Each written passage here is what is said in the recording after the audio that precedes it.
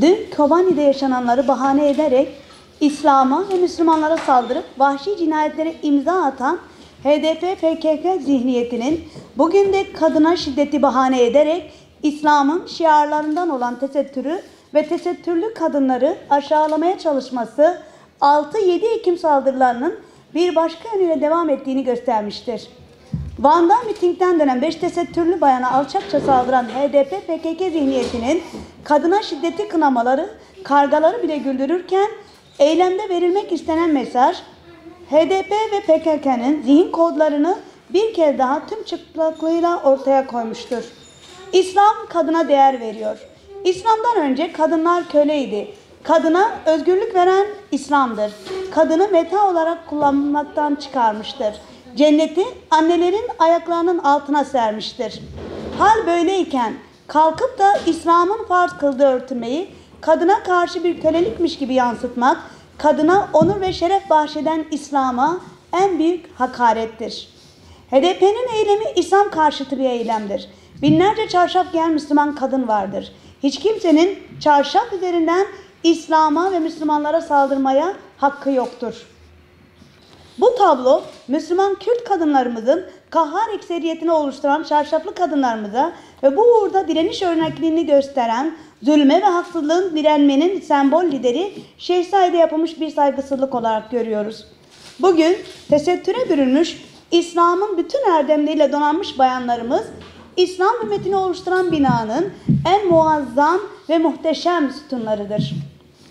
Bulundukları yerlerde vahyin merkezi gibi etrafına enerji dağıtan, vahyin bereketinden mahrum kalmış, yuvalara huzur ve mutluluk veren sohbet halkalarında yarınların annelerini hazırlayan bu hanımefendileri aziz İslam davasının yiğitleri olarak görüyoruz.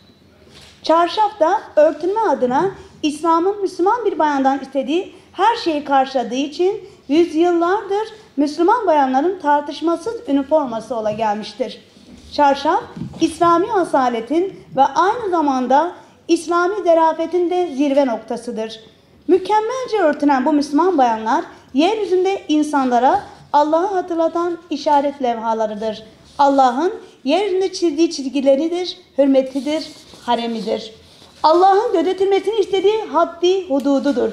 İşte biz böyle görüyoruz çarşaflarımızı. Bizim gözümüzde ve gönlümüzde böylesine ulvi bir yere sahiptirler. Onlar bizim iftihar vesilemizdir. Onlarla öylesine şeref ve mutluluk duyuyoruz.